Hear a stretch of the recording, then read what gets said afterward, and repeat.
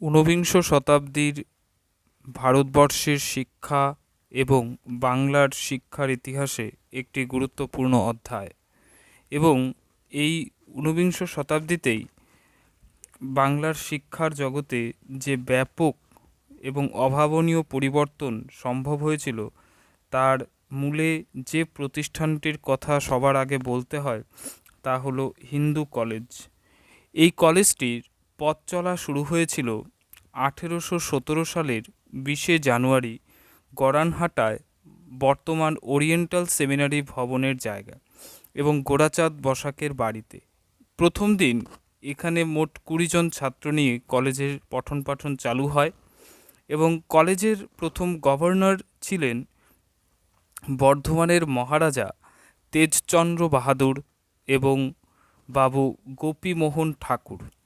তো এই শিক্ষা প্রতিষ্ঠানের সূচনা পর্বে যারা অভাবনীয় অবদান রেখে গেছেন তাদের মধ্যে রাজা রামমোহন রায় এবং তৎকালীন ইংরেজ ঘড়ি ব্যবসায়ী ডেভিড হেয়ারের কথা সবার আগেই উল্লেখ করতে হয়।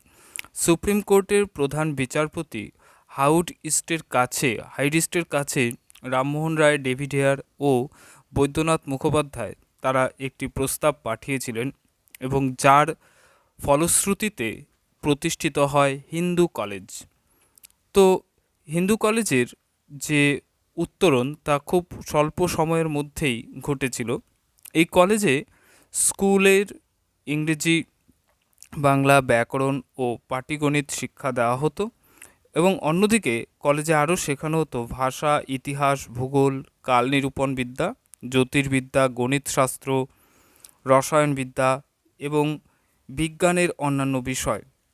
উদ্বোধনের দিনে 20 জন ছাত্র থাকলেও পরবর্তী 3 মাসের মধ্যে তা বৃদ্ধি পেয়ে দাঁড়ায় 69 জনে।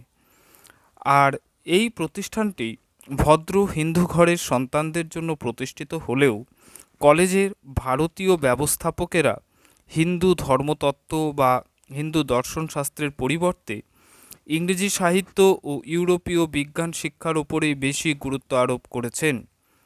পাশাপাশি এই হিন্দু কলেজের ইতিহাস যিনি প্রথম রচনা করেছেন বা ইতিবৃত্তকার তিনি হলেন রাজনারায়ণ বসু, এবং তার মতে এই প্রতিষ্ঠানের আদি পর্বের স্মরণীয় ছাত্রদের মধ্যে রয়েছেন রসিককৃষ্ণ মল্লিক, কৃষ্ণমোহন বন্দ্যোপাধ্যায়, যাকে আমরা রেভারেন্ড কৃষ্ণমোহন বন্দ্যোপাধ্যায় বলে পরবর্তীতে জানব, রামগোপাল ঘোষ, তারাচাঁদ চক্রবর্তী, দক্ষিণারঞ্জন মুখোপাধ্যায়, রাধানাথ শিকদার, প্যারীচাঁদ মিত্র, রামতনু লাহিড়ী, সারদা প্রসাদ ঘোষ প্রমুখ ডিরোজিয়ন। আসলে এরা সবাই ছিলেন কি ডিরোজিওপন্থী। হিন্দু কলেজ সিনিয়র ও জুনিয়র উভয় বিভাগে যে বিষয়গুলি সাধারণ ছিল, মানে কমন সাবজেক্ট যেগুলো ছিল, সেগুলোর মধ্যে রয়েছে সাহিত্য ও নৈতিক দর্শন পাঠ্য, অর্থাৎ মোরাল ফিলসফি। এই হিন্দু কলেজ প্রতিষ্ঠানটি 1855 সালে প্রেসিডেন্সি কলেজে রূপান্তরিত হয়।